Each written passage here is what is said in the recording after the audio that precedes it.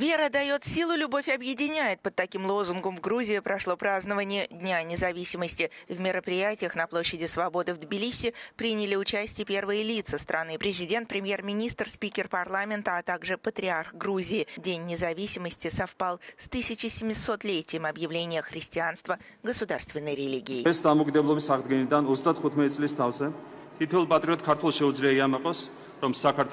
არის დამოუკიდებელი და სუვერენული, როგორც არასდროს.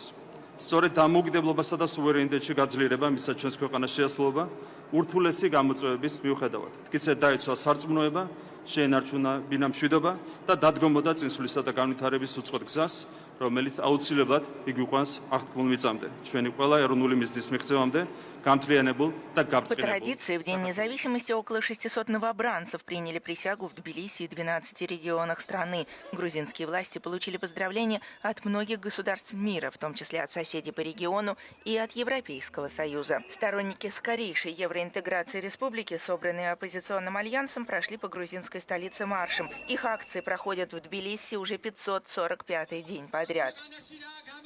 Грузия подала заявку на вступление в ЕС весной 22-го вслед за Украиной и Молдавией, получив статус кандидата в декабре 2023-го. Ровно через год официальный Тбилиси объявил, что приостановит процесс евроинтеграции до 2028 года. Брюссель констатировал, что правящая грузинская мечта отклоняется от рекомендаций Еврокомиссии в сфере прав человека, в частности из-за принятия в стране закона об иноагентах.